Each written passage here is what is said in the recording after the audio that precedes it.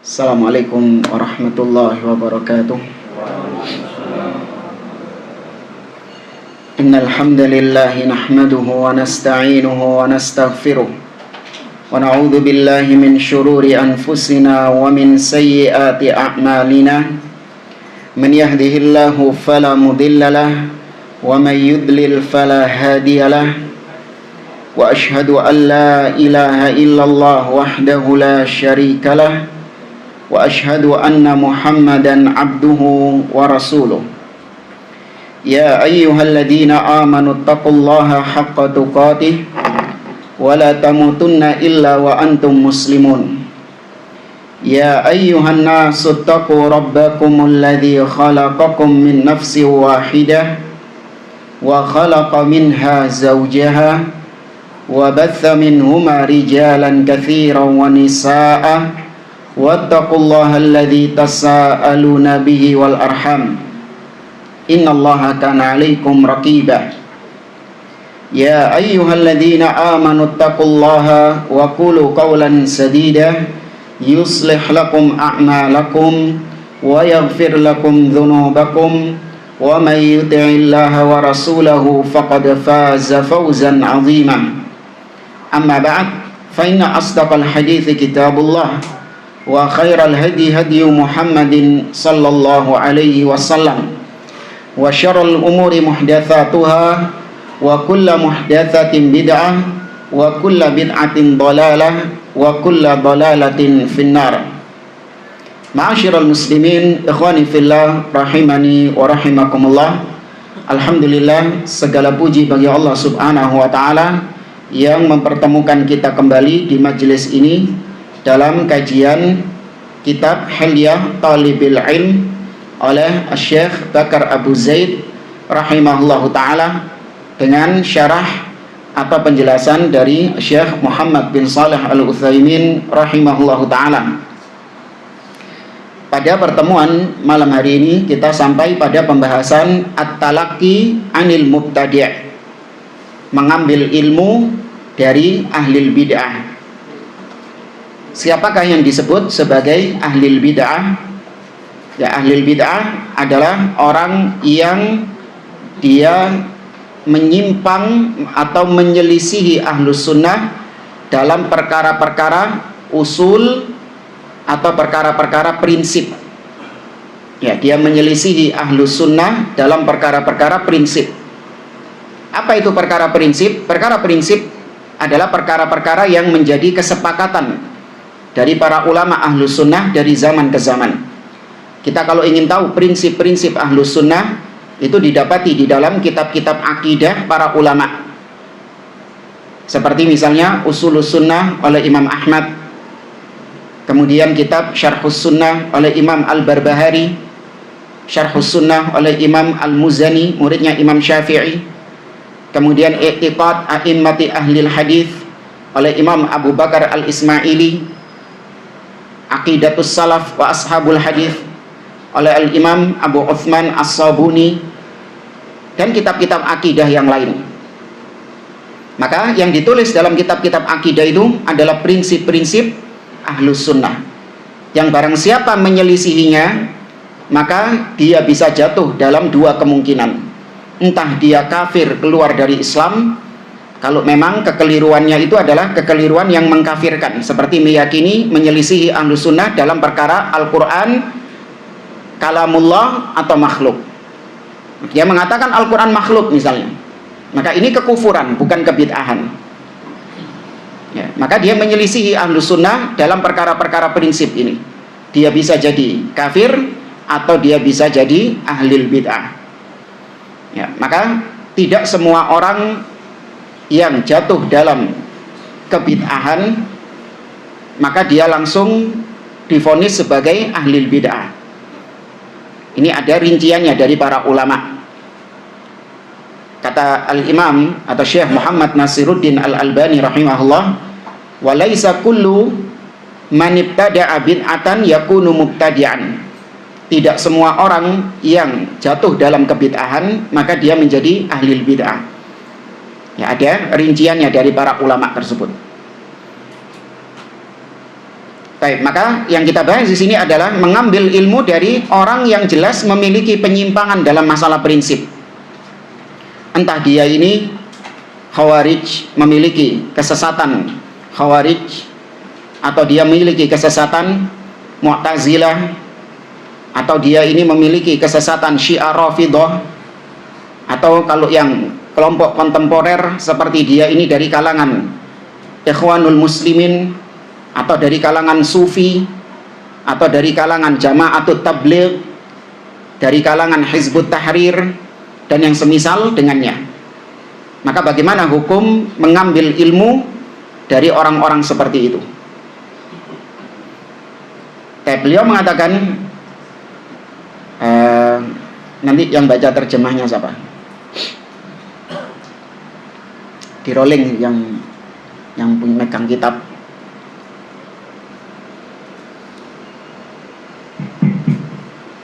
Tidak ada jemaah. Hah? Antum. Oh iya. Ya, yang bahasa Arab tidak apa-apa, betul. Baik, kita baca dulu. Qala al-mu'allif rahimahullah, at-talaqqi 'anil mubtadi'. Ihdhar abal jahli al-mubtadi' alladhi massahu zayghul aqidah wa ghashiyathu suhubul khurafah yuhakkimul hawa wa yusammihil aqla wa ya'dilu 'anil nassi wa halil aqlu illa fin nas wa yastamsiku bid dha'ifi wa yab'udu 'anis sahih wa yuqalu lahum aidan ahlus syubuhat wa ahlul ahwa. Walidha kana Ibnul Mubarak rahimahullah yusammi al-mubtadi'ata al-asaghir. Wa qala adh-Dhahabi rahimahullah, idza ra'aital mutakallimal mubtadi'a yaqulu da'na minal kitabi wal ahadith wa hatil aqla fa'lam annahu Abu Jahlin. Wa idza ra'aitas salikat tauhidi yaqulu da'na minan naqli wa minal aqli wa hatid dzauqa wal wajda fa'lam annahu iblis qad dhahara fi surati bashar au qad halla fihi in jabunta minhu fahruk wa illa fasra'hu wabruk ala sadri waqra' alaihi ayatal kursi wakhnuqhu. Intaha kalamuhu rahimahullahu ta'ala. Baik, dibaca. Bismillah. Berhati-hatilah terhadap Abu Jahal, biang kebodohan, yaitu ahlul bid'ah yang telah dipengaruhi oleh penyimpangan akidah dan diliputi oleh awan khurafat yang menjadikan hawa nafsu sebagai panutan, menyebutnya sebagai akal dan meninggalkan nas. Bukankah akal yang sebenarnya itu mengikuti nas? Ia berpegang kepada riwayat doif dan menjauhi riwayat sahih. Para ahli bid'ah kadang juga disebut dengan ahlu syubhat atau ahlu hawa. Oleh karena itu Ibnu Mubarak menyebut para ahlu bid'ah dengan sebutan as-saghir, orang kecil.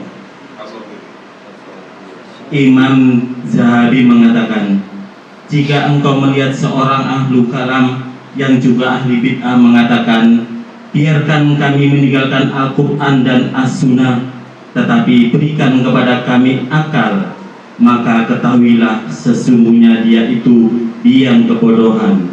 Dan jika engkau melihat orang-orang sufi mengatakan, biarkan kami meninggalkan dalil nakli maupun ahli, berikan kepada kami perasaan, maka ketahuilah bahwa ia itu iblis yang telah menjelma sebagai manusia atau telah merasukinya. Jika engkau takut kepadanya, larilah darinya. Jika tidak takut, maka bantinglah ia. Tindih dadanya dengan lututmu, bacakanlah ayat kursi, lantas cekiklah. Baik. Kita sekarang membaca keterangan dari Syekh Muhammad bin Shalih Al-Utsaimin rahimahullahu taala. Kata beliau, "Ma dzakarahul muallif jayyid." Apa yang disampaikan oleh muallif di sini itu sangatlah bagus.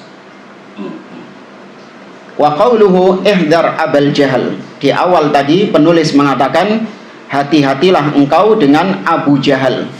Abu Jahal di sini maksudnya adalah sahibu al-jahal, yaitu orang yang bodoh, orang yang jahil. Wa qauluhu al-mubtadi'. Hati-hatilah engkau dengan Abu Jahal, orang yang bodoh dan ahli bid'ah. Al-mubtadi' adalah alladhi massahu zaihul aqidah wa ghasyiyathu suhubul khurafah wa yuhakkimul hawa wa yusammihil aqla, yaitu ahli bid'ah yang dia telah diliputi penyimpangan akidah dan dia telah diliputi oleh awan khurafat, di mana dia menghukumi sesuatu dengan hawa nafsunya, tapi dia mengatakan ini adalah akal, ini logika, ini cerdas, karena menghukumi sesuatu dengan logika, dengan rasio. Harusnya menghukumi sesuatu dengan apa? Dalil, tapi ini dengan akal, ya, rasio, padahal hawa nafsu itu. Wa hadha tahdhir alladhi qalahu al-musannifu amrun lazim. Tahdzir ini, tahdzir artinya peringatan, karena tadi di awal dikatakan ihdar, hati-hatilah, waspadalah. Ini merupakan tahdzir, peringatan dari penulis yang merupakan perkara yang wajib, harus. Artinya penuntut ilmu harus diperingatkan dari ahlul bid'ah. Yajibu an nahdhara ahlal bid'ah. Kita wajib berhati-hati dengan ahlul bid'ah. Wa in sahu al bid'ah bi siyaghatin mughriyatin muzakhrafatin. Meskipun ahlul bid'ah ini dia dihiasi, menghiasi dirinya dengan hiasan-hiasan yang bagus. Ahlul bid'ahnya jenggotan misalnya, pakai gamis, rajin ibadah, ya kan, pinter, tahu letak-letak dalil, pojok kanan kiri atas bawah, depan belakang, rodok nyamping sidik misalnya. Meskipun dihiasi dengan hiasan-hiasan yang bagus, tapi hakikatnya dia ahlul bid'ah, maka dia ahlul bid'ah. Fa innamahum kama qila fihim. Sesungguhnya ahlul bid'ah ini sebagaimana dikatakan oleh seorang penyair, hujajun tahafatu kazzujaji takhaluha haqqan wa kullu kasirin maksurun. Kata seorang penyair, itulah hujjah-hujjah yang tahafut, ya, tahafat artinya yang saling bertabrakan, yang saling berpecah-pecah seperti kaca. Engkau melihat seakan-akan itu benar, akan tetapi tidaklah segala sesuatu yang pecah kecuali pasti dia itu berkeping-keping. Maksudnya, kata penyair, terkadang kita melihat kesesatan sebagai sebuah kebenaran, padahal itu hanya dugaan kita. Hakikatnya dia adalah kesesatan yang hakiki. Orang kadang tertipu dengan cover, ya, tertipu dengan penamaan-penamaan. Namun orang yang bijak, orang yang cerdas, dia melihat kepada hakikatnya, tidak melihat kepada cover-covernya. Fa anta kadzam'ani yaras saraba yahsabuhu ma'a. Engkau seperti orang yang sedang kehausan, sehingga engkau melihat ketika ada genangan air, maka engkau mengira di situ ada air beneran, padahal apa itu? Fata morgana. Wallahu yaqul, Allah berfirman dalam surah An-Nur ayat 39, hatta idza ja'ahu lam yajidhu syai'a wa wajadallaha 'indah fawaffahu hisabah. Sampai ketika didatangi air tersebut, ternyata dia nggak mendapati apa-apa. Nah, sama seperti ahlul bidah. Kalau kita belajar kepada mereka, seakan-akan kita mendapatkan ilmu, padahal nggak dapat apa-apa. Justru malah mendapatkan kesesatan, tidak mendapatkan petunjuk dari Allah Subhanahu wa Ta'ala. Di mana nanti pada hari kiamat justru dia akan berhadapan dengan Allah Subhanahu wa Ta'ala dan Allah akan menghisapnya. Fahdar sahibal hawa, maka hati-hatilah dengan para pengekor hawa nafsu. Wa haula alladzina yattabi'una ahwa'ahum fil aqidah, mereka lah orang-orang yang mengikuti hawa nafsunya dalam masalah akidah. Nanti akan kita contohkan betapa mereka membangun akidah dengan hawa nafsu. Apa yang tidak sesuai dengan hawa nafsunya ditinggalkan, apa yang nggak sesuai dengan akalnya maka ditinggalkan. Ini ahli bid'ah semuanya membangun kesesatan mereka, membangun akidah mereka di atas hawa nafsu, bukan di atas dalil. Seperti yang sering kita contohkan dalam masalah asma wa sifat. Mereka menolak sifat-sifat Allah Subhanahu wa Ta'ala. Allah memiliki wajah, Allah memiliki tangan, Allah tinggi di atas, Allah turun ke langit dunia misalnya. Ditolak sama mereka. Kenapa? Nggak sesuai dengan hawa nafsu, nggak sesuai dengan akal. Kalau Allah di atas, maka berarti di mana Allah sebelum adanya arsy? Apa ayo jawabannya ayo? Allah tetap di atas, nggak urusan ada arsy nggak ada arsy. Allah fil ulu, Allah tetap di atas makhluknya. Allah tetap sifatnya al-ulu, tinggi di atas. Baru kemudian ketika ada arsy, Allah Subhanahu wa Ta'ala tersifati dengan al-istiwa. Ya, al-istiwa, ketinggian Allah secara khusus berada di atas al-arsy. Ya. Sebagian juga sesuai dengan hawa nafsu, seperti misalnya sikap terhadap pemimpin kaum muslimin, di mana ahlus sunnah, ini termasuk perkara prinsip akidah, haramnya mengkritik pemimpin di depan umum. Nggak boleh mengkritik pemimpin di depan umum. Kalau mau mengkritik pemimpin harus di hadapannya. Nabi SAW mengatakan, man arada an yansaha lidhi sultanin bi amrin fala yubdi alaniyah. Barang siapa yang ingin menasehati pemimpinnya dengan sebuah nasihat, maka jangan di hadapan umum. Kemudian ada orang menolaknya. Wah, kalau kita menasehati pemimpin secara rahasia, secara empat mata, kapan kita bisa menasehati pemimpin? Ya, jangankan menasehati, ketemu pemimpin saja mustahil, nggak mungkin bisa. Mendekati pemimpin saja nggak bisa, ada pas pampresnya misalnya. Gimana kita bisa menasehati? Kalaupun kita bisa menasehatinya, maka percuma nasihat kita ini dianggap angin yang berlalu saja oleh pemimpin. Nggak bakalan nasihat kita didengar. Terus gimana? Ya harus ada pergerakan massa yang di situ membuat pemimpinnya ketar-ketir, membuat pemimpinnya takut sehingga dia mau melaksanakan nasihat-nasihat kita, melaksanakan kritikan-kritikan kita. Ya. Maka ini membangun akidah di atas hawa nafsu. Ahlus sunnah tidak.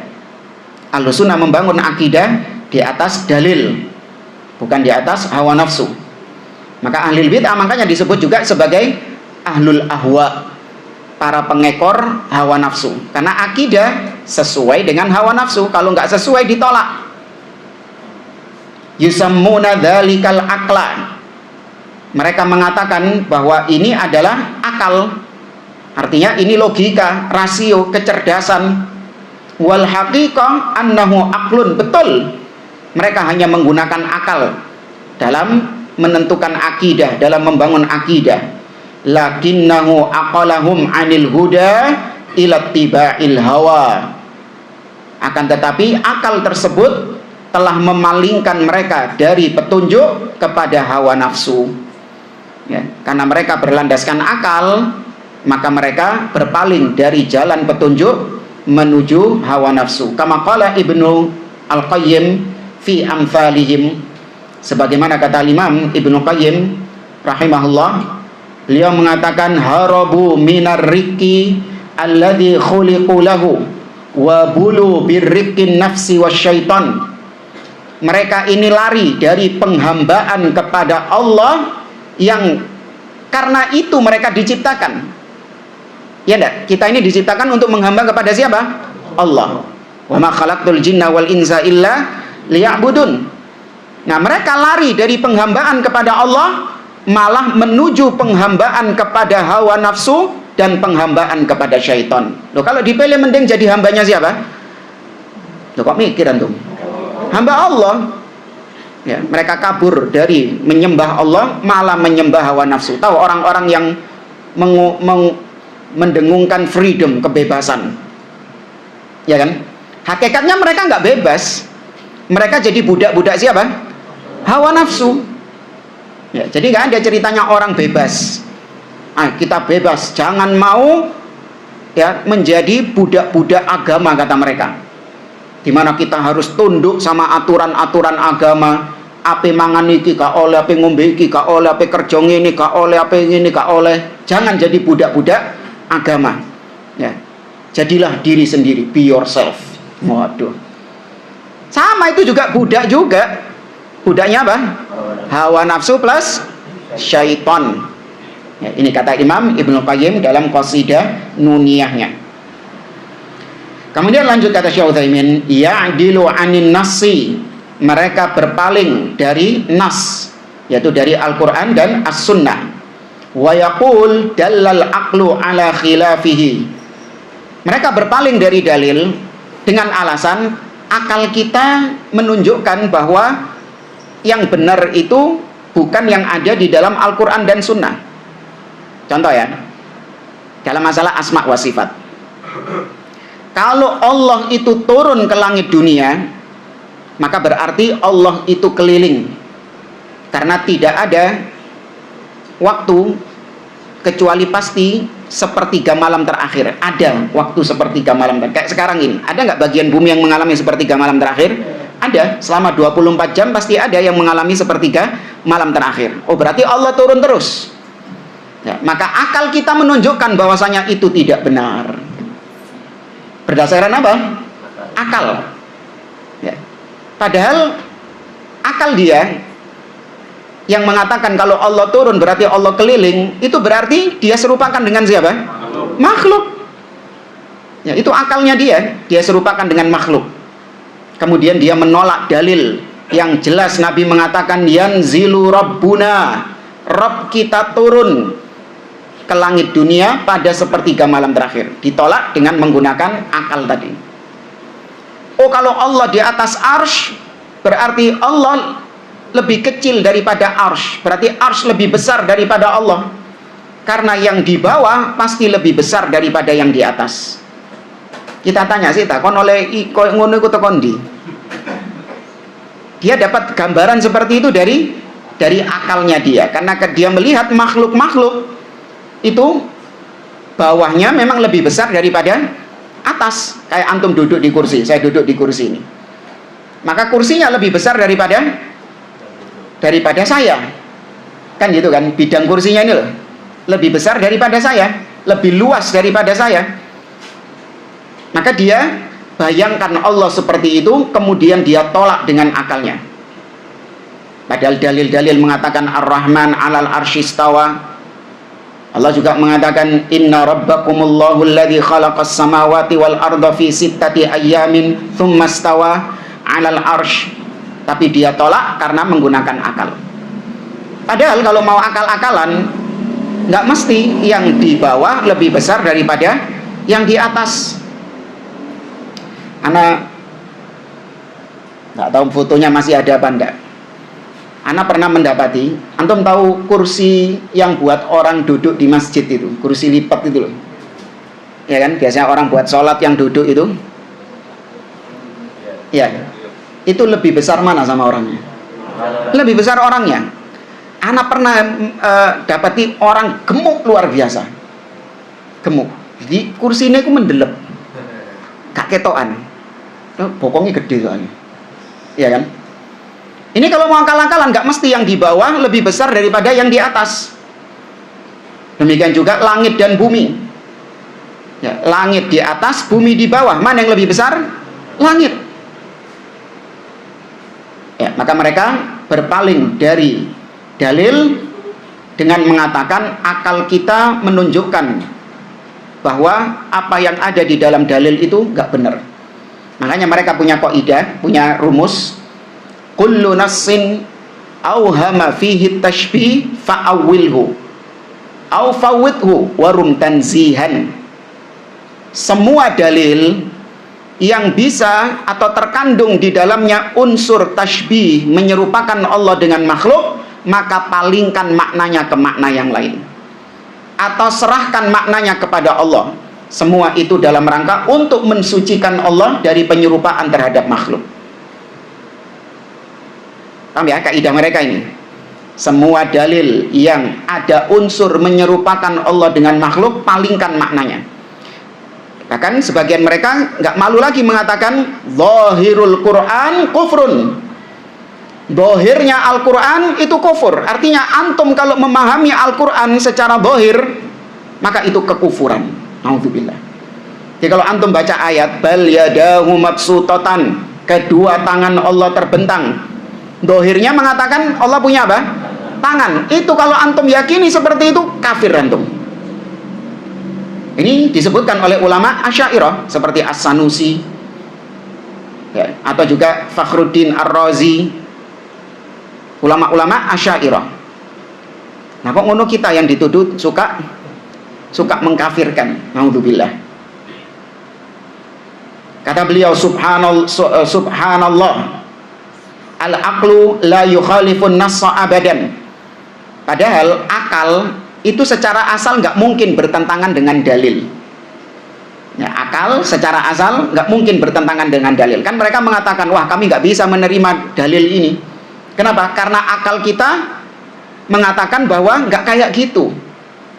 Ya, akal kita bertentangan dengan dalil tersebut. Maka kita jawab, sing rusak iku akalmu.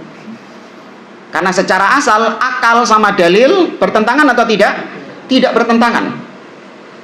Wala yumkinu li ayyi aqlin sarihin ay khalin minasyubuhati wasyahawat an yukhalifan naqlas sahiha abadan. Tidak mungkin akal yang sharih, akal yang waras. Bagaimana akal yang waras itu? Akal yang bersih dari syubhat. Ini yang jadi penyakit ini. Akalnya mereka, kenapa mereka menolak dalil-dalil? Menolak Allah di atas, menolak Allah punya wajah, menolak Allah punya tangan, menolak Allah turun. Kenapa mereka menolak itu? Karena nggak bertentangan dengan akal. Akalnya ada apanya? Syubhat, ada kerusakan, error di akalnya. Wasyahawat, atau tadi akalnya itu sudah terliputi dengan syahwat. Kayak tadi yang mau demo pemimpin itu. Seandainya dia nggak punya jalan untuk menasihati pemimpin secara empat mata, berarti gugur apa? Kewajiban, la yukallifullahu nafsan illa wus'aha. Tapi mereka ngotot tetap, ya apa caranya supaya pemimpin ini menjalankan nasihat kita, kritikan kita. Karena kalau nggak dijalankan, wah soro uripe awak dhewe. Ngono kan? Ujung-ujungnya apa? Syahwat. Ya, kalau sampai ini dilegalkan, wah nanti hidup kita susah. Ujung-ujungnya syahwat. Ini akal mereka kalau sudah terpenuhi dengan syubhat dan juga untuk memenuhi keinginan syahwat, dalil-dalil diterabas sama mereka, ditolak dalil-dalilnya. An yukhalifan naqlas sahiha abadan. Pokoknya secara asal akal yang waras tidak akan mungkin menyelisihi dalil yang sahih. Lakinnal illata imma minan naqli idza kana ghaira sahih. Tapi penyakitnya itu terkadang ada pada dalilnya. Ya, terkadang penyakitnya itu dari akal, tapi juga terkadang penyakitnya dari dalil, yaitu dalilnya nggak sahih. Ya, alias dalilnya ini dari hadis yang palsu atau hadis yang dhaif. Wa imma minal aqli idza kana ghaira sharih, atau bisa juga penyakitnya itu ada pada akalnya dia yang tidak waras. Amma ma'a sarahatil aqli wa sihhatin naqli fala yumkinu an yujada ta'arudun itlaqan. Adapun kalau akalnya waras, waras tadi apa definisinya? Bersih dari syubhat dan syahwat. Kalau akalnya dia waras dan dalilnya itu sahih, maka nggak mungkin bertentangan. Ya, nggak mungkin bertentangan. Kayak tadi misalnya, Allah turun ke langit dunia pada sepertiga malam terakhir. Ya, Allah turun ke langit dunia pada sepertiga malam terakhir. Akal yang waras menerima.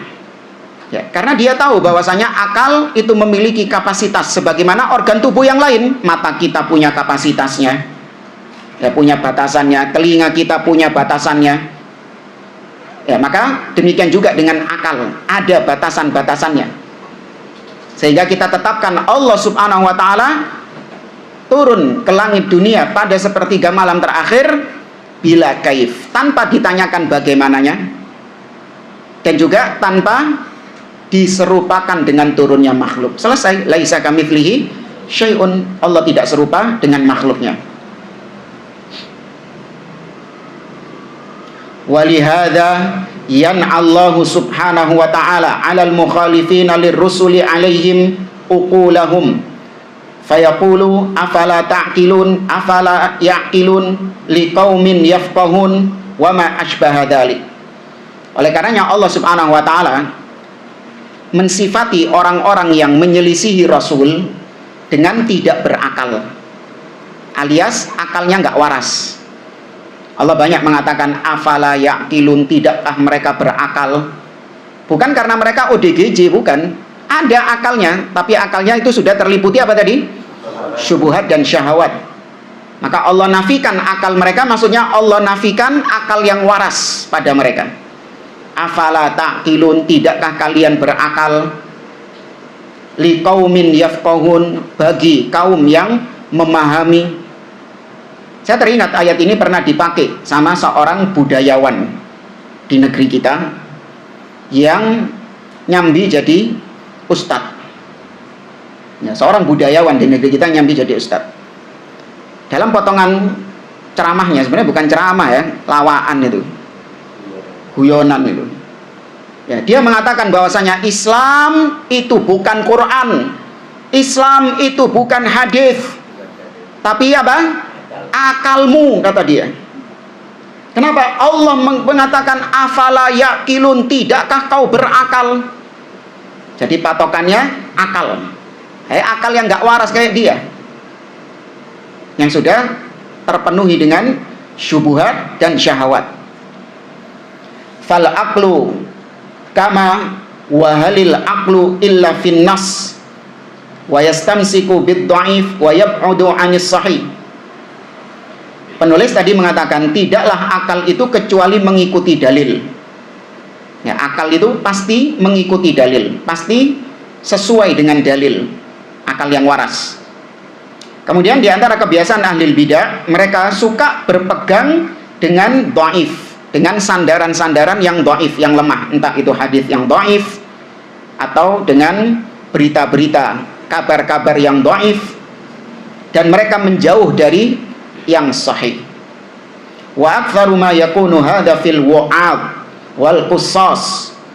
Dan ini banyak terjadi, kata beliau, pada al-wa'ad. Al-wa'ad ini jamak dari wa'id, orang yang memberi nasihat, orang yang menyampaikan quotes bagus. Apa bahasa kita ini, motivator ya? Motivator. Dan juga al-qissas, yaitu tukang-tukang kisah. Ya, dan ini terkadang berbalut ustadz. Ya, dia motivator tapi berbalut ustadz, atau dia tukang kisah tapi gelarnya ustadz. Tajiduhum yadhkurunal ahadits ad-dha'ifah 'alal manabir. Engkau akan mendapati orang-orang ini menyebutkan tentang hadits-hadits yang dhaif di mimbar-mimbar. Litahyijin nasi, untuk menstimulus manusia. Ya, untuk merangsang semangat mereka dalam beragama, pakai hadits-hadits yang dhaif. Entah targhiban atau tarhiban, menstimulus mereka, entah tujuannya untuk menyemangati mereka beribadah atau menakut-nakuti mereka dari perbuatan dosa. Artinya dikasih hadits-hadits yang dhaif atau kisah-kisah yang menakjubkan supaya mereka termotivasi dengan ibadah atau supaya mereka takut berbuat dosa. Oh, tujuannya apa? Baik tujuannya.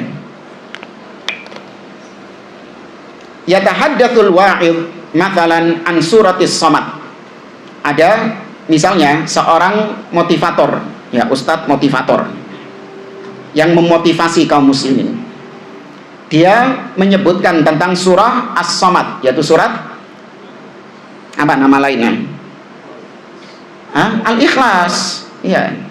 Fayaqulu qala sallallahu alaihi wasallam. Dia mengatakan, Nabi sallallahu alaihi wasallam bersabda, "Innallaha yakhluqu bi kulli harfin min suratis samad al-fatairin." Sesungguhnya Allah menciptakan 1000 burung pada setiap satu huruf dari surat Al-Ikhlas. Jadi Qul huwallahu ahad. Berapa huruf itu? Qul huwa Allah 5, ahad 3, 12 huruf. Berarti Allah ciptakan 12.000 burung pada setiap huruf itu. Belum ayat kedua, Allahus samad lam yalid walam yulad walam yakul lahu kufuwan ahad. Mau nang omah hitungan dhewe. Walikulli ta'irin alfu lisanin. Di setiap satu burung itu kan tadi ada 1000, terus berapa tahu nanti berapa totalnya itu. Nah, setiap satu burung itu lisannya ada 1000 juga. Ya, jadi 1000 pangkat 2. Kulluha, setiap lisan tadi yang jutaan tadi itu, tusabbihu li hadzal ladzi qara'aha tad'u au tusabbihu li hadzal ladzi qara'aha. Setiap yang bertasbih tadi, setiap burung tadi berdoa, mendoakan orang yang membaca surat Al-Ikhlas, dan bertasbih untuk pahalanya bagi orang yang membaca surat Al-Ikhlas tadi. Ini hadis maudhu palsu, ojo dipraktekno. Ya. Ini hadis yang maudhu, hadis yang palsu. Famin aina jaa bihadza? Dari mana dia mendatangkan kalimat ini? Wa tudkaru asya'u ajibatun gharibatun fi fadailil a'mal. Dan dia menyebutkan perkara-perkara yang ajaib, yang aneh, yang nyeleneh tentang keutamaan-keutamaan suatu amalan. Ada yang fadilah qahwah, keutamaan kopi. Tahu, pernah dengar antum? Barang siapa yang mati dan di perutnya masih ada sisa kopi, oh di lehernya, kok apal antum? Ya, maka apa dapat apa? Masuk surga, iya sih. Maka masuk surga. Ini perkara-perkara aneh nyeleneh. Nauzubillah. Dari mana dia mendatangkan hal tersebut? Wa yudhafu li asma'i ahlil bid'ah ahlus syubuhat ma'a ahlil jahli wa ahlil ahwa. Selain julukannya ahlul bid'ah, maka disandarkan juga nama lain dari ahlul bid'ah, yaitu ahlus syubuhat dan ahlul ahwa. Jadi kalau Anda mendapati ada kalimat ahlus syubuhat, maka itu berarti artinya ahlul bid'ah, atau ahlul ahwa itu juga berarti ahlul bid'ah. Sama itu istilah-istilah itu. Wa qauluhu wa kana Ibnul Mubarak yusammil mubtadi'ah al-asaghir. Tadi dikatakan bahwa Abdullah Ibnul Mubarak, seorang ulama tabi'in, itu menjuluki ahlul bid'ah dengan al-asaghir. Ya, al-asaghir. Wa hadha wasfun mutabiqun limausufihi. Ini adalah sifat yang cocok sesuai dengan yang disifati, yaitu cocok dengan ahlul bid'ah. Fahum asaghir. Asaghir artinya cilik, orang-orang cilik, orang-orang kecil. Yes, dari kata sohir, kecil. Ya, fahum asaghir, mereka itu kecil. Wa in adzamu anfusahum, meskipun mereka ini membesar-besarkan diri mereka. Oh, anak turunannya Rasulullah. Ya, jangan macam-macam. Kalau kualat nanti, ya, bahkan menyebutkan hadis palsu juga, yaitu barang siapa yang memuliakan keturunanku maka dia akan mendapatkan ini dan itu, tapi barang siapa yang menghinakan keturunanku, anak cucuku, maka dia akan mendapatkan ini neraka dan seterusnya. Naudzubillah. Ya, meskipun mereka membesar-besarkan diri mereka atau dibesarkan sama fans-fansnya, sama pengikut-pengikutnya, digambarkan seakan-akan orang ini adalah orang besar, ya, tokoh yang luar biasa, memiliki kapasitas ini, punya karomah ini dan ini. Kita ahlu sunnah ngelihat dia tetap apa? Sohir, cilik wong ini. Ya, ini orang rendah ini. Artinya orang rendah ini tidak ada kemuliaan di mata kita, nggak ada keistimewaan di mata kita. Wa kullu man khalafan nassa fahuwa saghir. Semua yang menyelisihi nas Al-Quran dan Sunnah alias ahlul bidah, maka mereka itu saghir, kecil, hina, rendah. Ya, jangan terus dimulia-muliakan, jangan terus ditokoh-tokohkan. Ketemu ngejak selfie, dicium tangannya, ya, atau mungkin pokoknya jangan memuliakan mereka, jangan memuliakan, membesar-besarkan ahlul bidah tersebut. Ya.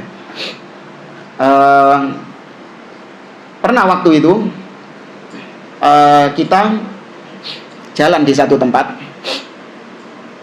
kemudian waktu itu kejadiannya itu waktu saya mau ngisi galon isi ulang air. Kemudian pas orangnya ini mau ngangkat, mau ditaruh di motor ana, tiba-tiba dia tuh kayak kesusu, kayak kaget gitu. Galonnya ditaruh, kemudian dia langsung lari ke depan.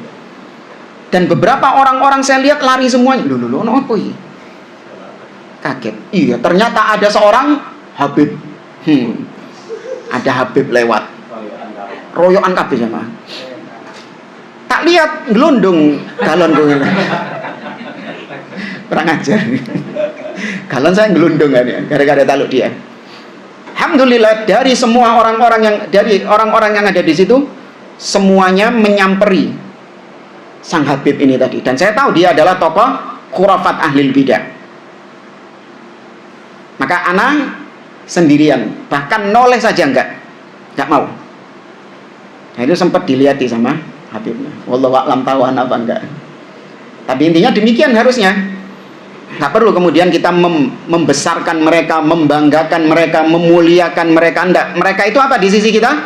Kecil, shogir, hina. Meskipun sama orang-orang tadi rebutan salaman sama dia, enggak. Ana memandang dia shogir. Ya, bahkan lebih mulia ahlus sunnah yang mungkin dia ini miskin, mungkin dia ini enggak dikenal, jauh lebih mulia ahlus sunnah di mata kita daripada ahlul bid'ah tokohnya. Ya.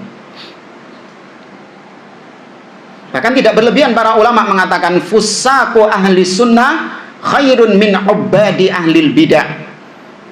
Orang fasik dari kalangan ahli sunnah lebih mending daripada ahli ibadah dari kalangan ahlil bidah. Apa maksudnya jamaah? Orang fasik, tapi selama dia tidak menyelisihi prinsip-prinsip ahli sunnah, dia pelaku maksiat, iya dia pelaku maksiat. Jelek, iya jelek dia. Tapi lebih jelek ahlul bid'ah, meskipun dia ini orang yang ahli ibadah, ahli sholat malam, puasanya luar biasa, sholatnya luar biasa, sodakonya luar biasa. Tapi kalau ahlul bid'ah, nggak ada nilainya di mata kita. Ya, maka hati-hati dalam menempatkan al-wala' wal bara'. Jangan sampai mencintai orang-orang yang di atas kebid'ahan. Jangan sampai memusuhi orang-orang yang di atas sunnah.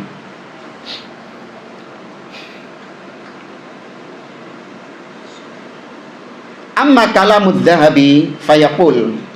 Nah, adapun ucapan Imam Adz-Dzahabi ini kayaknya panjang dan juga kalau tidak apa-apa antum kalau nggak ada yang tanya jawab tak terus no. Tapi kalau ada yang tanya jawab tambah bengi antum nanti. Soalnya ini ungkapan Imam Adz-Dzahabi panjang dan juga ada penjelasannya, nanti antum salah tangkap bahaya nanti. Disuruh apa tadi terakhir? Hah? Dibacakan ayat kursi nggak apa-apa. Terakhirnya diapakan? Dicekek. Ahlul bid'ah dicekek. Ya, jelaskan Ustaz, dijelaskan supaya tidak salah. Ayo. Bahaya ini. Baik. Amma kalamud Dzahabi fayaqul. Adapun ucapan Imam Adz-Dzahabi yang mengatakan idza ra'aital mutakallim al-mubtadi'. Apabila engkau melihat ada seorang ahlul kalam. Ahlul kalam ini ahlul bidah juga. Orang-orang filsafat kalau zaman sekarang. Yang dia kategorinya ahlul bidah. Yaqul, dia mengatakan da'na minal kitabi wal ahadits. Tinggalkan kami dari Al-Qur'an dan hadis. Tuh. Bayangkan. Sudah, tinggalkan Al-Quran dan hadis. Dan ada orang-orang seperti itu. Titik-titik qala Allah, titik-titik qala Rasul, sedikit-sedikit ayat, sedikit-sedikit hadis. Tinggalkan Al-Quran dan hadis. Wahatil akla, datangkan kepada kami logika. Ngerti ya? Pernah ada perdebatan antara dosen filsafat dengan mahasiswanya. Wallahu a'lam, ini kisahnya nyata terjadi apa enggak, cuman kita baca ceritanya ini. Kalaupun tidak terjadi, tapi ada orang-orang yang modelnya seperti ini. Sang dosen filsafat tadi tanya, kenapa kok sholat jumlah rakaat dalam sholat itu, kenapa kok hitungannya seperti tadi? Subuh 2, duhur 5, 4, asar 4, ya maghrib 3, ya isya 4. Kenapa kok angka-angkanya seperti itu? Dijawab sama mahasiswanya, ya memang seperti itu perintahnya, dalilnya memang seperti itu. Maka kata sang dosen, itu alasan klasik, jawaban klasik. Ya. Coba jawab yang logis tuh. Ngerti ya? Ketika dibawakan dalil, memang demikian dalilnya. Al-Quran dan Sunnah memerintahkan kita sholat dengan jumlah rakaat seperti itu. Kata dia, itu jawaban klasik. Coba datangkan yang logis, yang logika. Maka mahasiswanya pinter.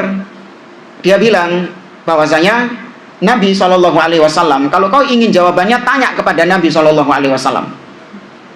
Nah, berhubung Nabi SAW sudah meninggal, maka coba kau mati dulu, Anda mati dulu, kemudian Anda tanya kepada Nabi SAW, kenapa jumlah rakaat itu tadi 2, 4, 4, 3, 2. Kenapa kok seperti itu? Nanti kalau kau dapat jawabannya, maka tulislah dalam tulisan ilmiah. Langsung profesor itu. Iya, langsung profesor itu sudah. Tak bandani wis, butuh apa? Baikon. Ya kan? Racun tikus, tak bandani. Takok dhewe ambek Nabi SAW. Maka muncul orang-orang demikian memang. Kalau kita kasih dalil, ditolak sama mereka. Ya, bawakan kepada kita yang logis, yang logika. Fa'lam annahu Abu Jahal. Kata Imam Adz-Dzahabi, kalau Anda mendapati orang seperti itu, ketahuilah dia adalah Abu Jahal, bapaknya kebodohan. Walaisa aba ilmin bal huwa jahil. Bukan orang yang berilmu, tapi dia orang yang jahil. Meskipun dia gelarnya profesor, meskipun ngajar jadi dosen, guru besar. Ya banyak orang-orang kayak gini di sana-sana itu, di kampus-kampus itu. Lanjut kata Imam Adz-Dzahabi, wa idza ra'aita salikat tauhidi. Apabila engkau mendapati ada as-salik at-tauhidi. Ini istilah sufi. Salik artinya orang yang meniti. Tauhid ya tauhid, meniti tauhid. Apa maksudnya? Ini istilah dalam sufi, yaitu orang yang meniti jalan kepada Allah sampai tingkatan ma'rifat. Ya, sampai tingkatan ma'rifat. Jadi ini jangan dianggap orang yang meniti tauhid. Oh, kita ini meniti tauhid juga. Enggak, ini istilah terminologi sufi. As-salik at-tauhidi. Ya, yaitu orang yang sudah meniti jalan tauhid sehingga dia nyampe tingkatan-tingkatan tertentu. Ya.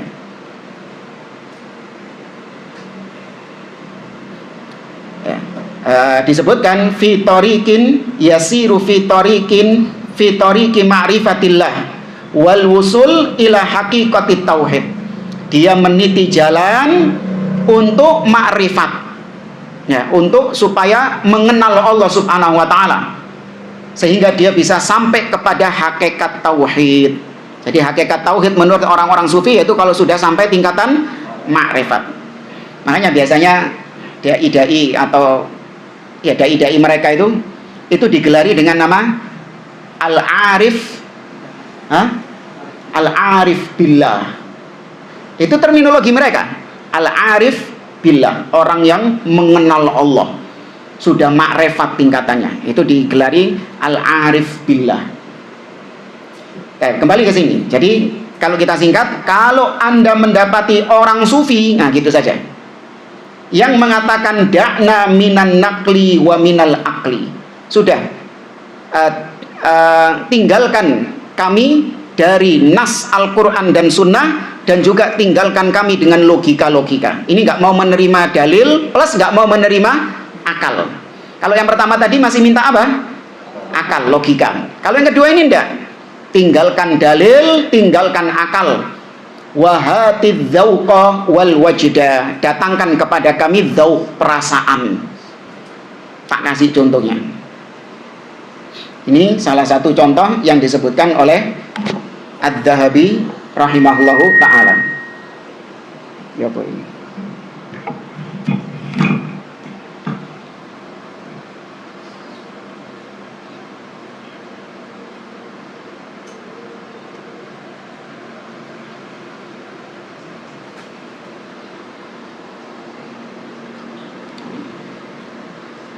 Antum percaya kita dicopot?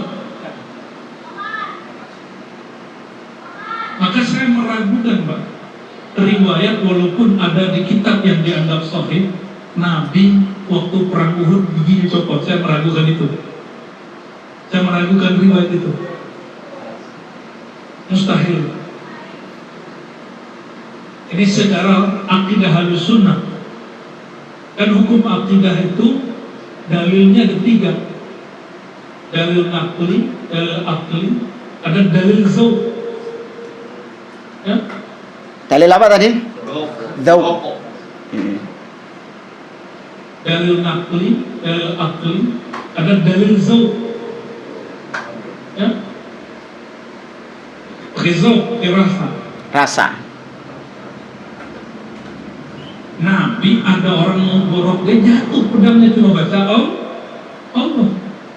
Ya, masuk akal nggak Nabi ditonjok terus nyocopot, walaupun kata orang hadisnya sahih. Masuk akal? Ya, berarti kan kembalinya ke akal. Borok dia jatuh pedangnya, cuma baca Allah.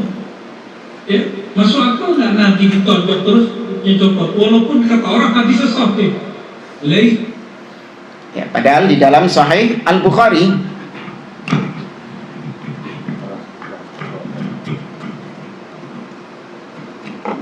ya disebutkan syujjan Nabi sallallahu alaihi wasallam wa kasurat rubaiyatuhu. Nabi sallallahu alaihi wasallam terluka ketika perang Uhud sampai gigi geraham beliau patah, copot, ditolak sama dia. Kenapa? Karena bertentangan dengan dzauq, dengan perasaan. Nah, maka betul yang dikatakan oleh beliau, kalau yang memang sufi ini orang ini tadi. Ya, memang orang sufi ini. Tinggalkan Al-Quran Sunnah, tinggalkan akal, datangkan kepada kita perasaan. Wa haula humus sufiyah. Kata Syekh Utsaimin, mereka ini adalah orang-orang sufi. Kullu dinihim dzauqun wa wajdun. Agama mereka itu dibangun di atas perasaan. Agama baper. Ya, bawa perasaan. Yaqulu Adz-Dzahabi, berkata Imam Adz-Dzahabi, kalau Anda mendapati orang seperti ini tadi, tinggalkan Al-Quran, tinggalkan Sunnah, datangkan perasaan kepada kita, fa'lam annahu iblis. Ketahuilah dia itu iblis. Wong iku mang iblis iku mau. Iya. Dia adalah iblis, dan memang luar biasa kesesatan orang ini. Qad dhahara bi surati bashar, yang menjelma dalam bentuk manusia. Al-Zahir anna Adz-Dzahabi rahimahullah lakiyan nakada min haula wa lihada syaddada fi takbihi awsafihim. Secara zahir Imam Adz-Dzahabi rahimahullah memang beliau ini mendapati gangguan yang luar biasa dari orang-orang sufi ini di zaman beliau.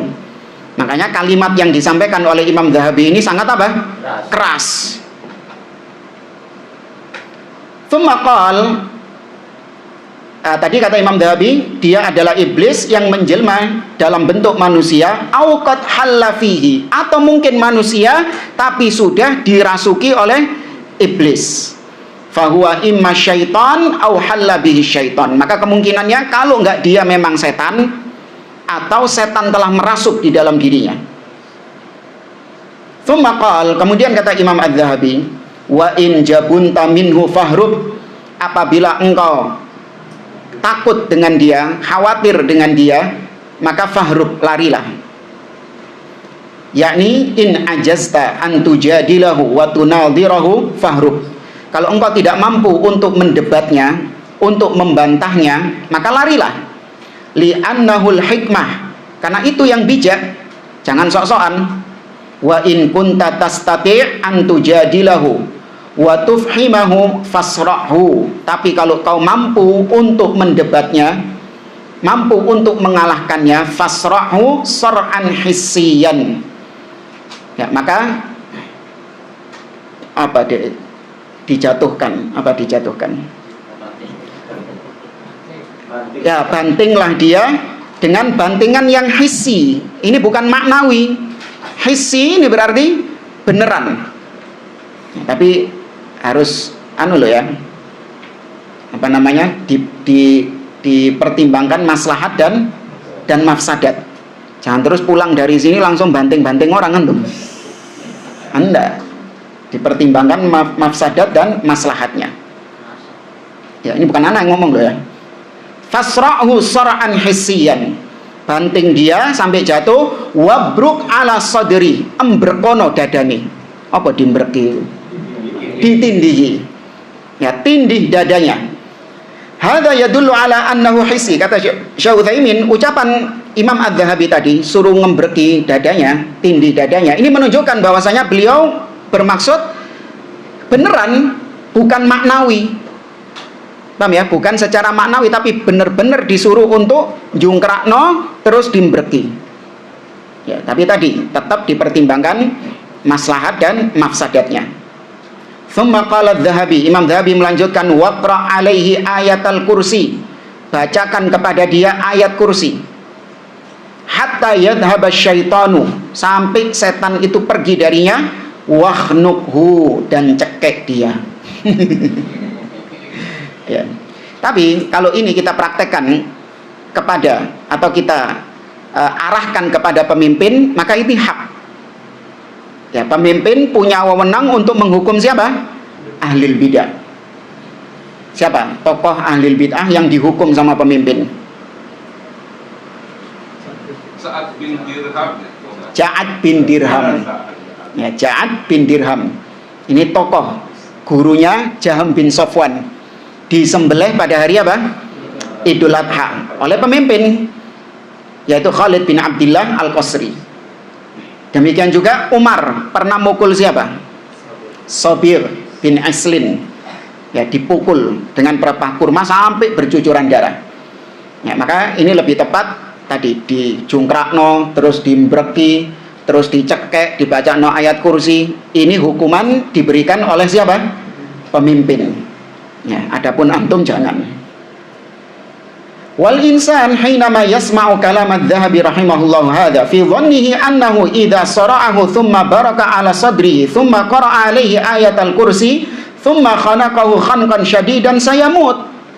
Orang kalau baca ini, kata Syekh Utsaimin ya. Syekh Utsaimin mengomentari ucapan Imam Az-Dzahabi tadi yang nyuruh jungkrakno, dimbreki, wocokno ayat kursi, terus dicekek. Orang yang membaca ucapan beliau ini, maka dia akan menganggap bahwa nyuruh mateni. Ya, saya mati dong orang dicekek. Ya. Padahal enggak. Innaka law dhahabta ila ba'dil biladil islamiyah la wajadta min haula'il qaum ajaban. Sesungguhnya kalau engkau pergi menuju beberapa negeri-negeri Islam, negeri-negeri kaum muslimin, kau akan mendapati kelakuannya kaum tersebut, yaitu sufi. Kau akan mendapati keajaiban pada mereka. Kama yadhkuru anhumul ulama us-sabiquna wal lahiqun. Seperti yang dikatakan oleh para ulama terdahulu dan yang sekarang. Qad yasiluna ila haddil junun, sampai pada taraf gila. Ya, sampai pada taraf gila. Ketika sudah gila, tetap malah dianggap sebagai wali. Iya, dianggap sebagai wali. Yadribuna,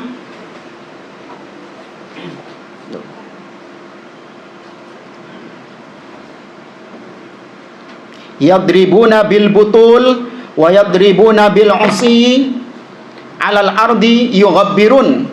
Mereka memukul-mukul rebana, ya, memukul-mukul rebana terbangan, kemudian mereka memukul-mukul tongkat ke tanah sehingga bertebaran debu-debunya.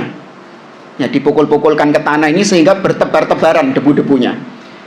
Wa taghbir maknahu, menebar-nebarkan debu, maksudnya ya'khudhu kullu wahidin minhum sautan wa yuhalliluna bi tahlilatihim wa adkarihim.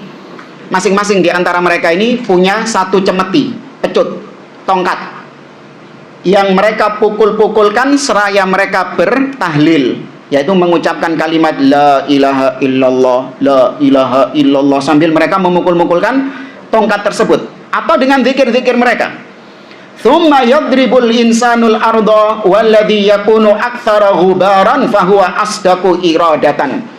Ya, mereka pukul-pukulkan ke tanah dengan tujuan supaya debu-debunya berterbangan. Nah, sing paling banyak debunya, beleduknya, berarti dia ini yang paling luar biasa, paling top zikirnya. Jadi selesai acara didelok ae sapa sing paling beleduk ya, oke. Ya, yang paling banyak beleduknya, oh ini luar biasa, berarti dia yang paling kuat zikirnya.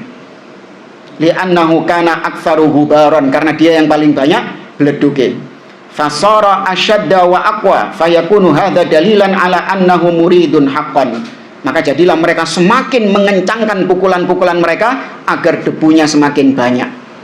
Ya, agar debunya semakin banyak sehingga tujuan mereka tercapai.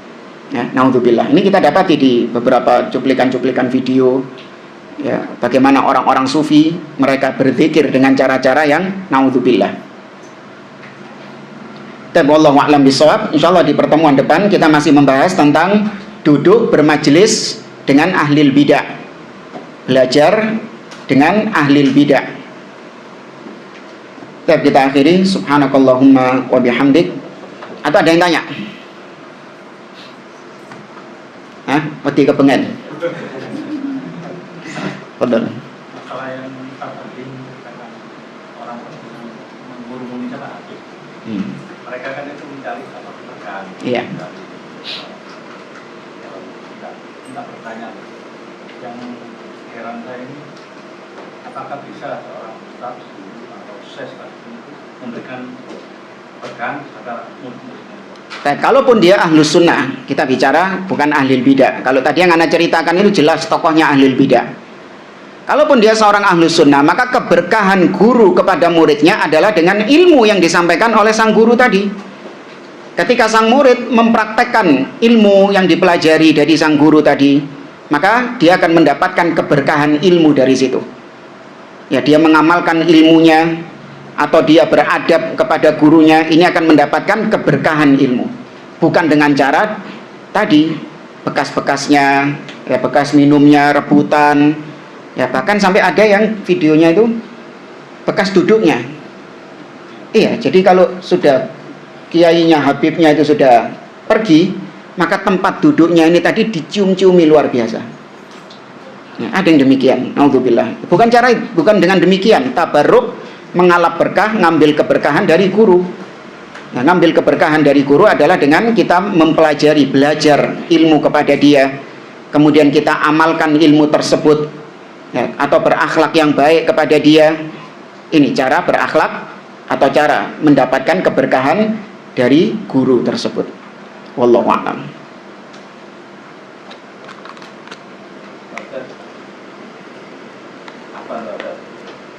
Tadi Bapak menjelaskan untuk belajar bahasa Al-Quran. Batasan mana sampai mana untuk belajar bahasa Al-Quran? Saya belum ya. Masih lanjut nanti pertemuan depan, insya Allah. Akhirnya nanti buka kajian lagi nih. Saya Bapak kemarin kan mengatakan kan menerima kebenaran kan dari siapapun. Itu menerima. Menerima kan. Termasuk ahli bid'ah juga. Iya, menerima bukan mencari. Iya, menerima. Kalau mencari enggak. Kalau menerima ya kita dapat informasi dari siapapun. Ya kan, ada orang kafir ngomong sama kita, ahli bid'ah ngomong sama kita. Ya kan, bahkan kalaupun seperti Abu Hurairah iblis. Kan gitu kan. iblis yang ngomong sama dia, diajari baca ayat kursi. Maka ini hanya sekedar menerima saja. Adapun mencari, enggak. Buktinya Abu Hurairah enggak belajar kepada iblis, ya, enggak ngaji sama iblis. Baik, wallahu a'lam. Kita akhiri. Subhanakallahumma bihamdik, asyhadu an la ilaha illa anta, astaghfiruka wa atubu ilaik. Assalamualaikum warahmatullahi wabarakatuh.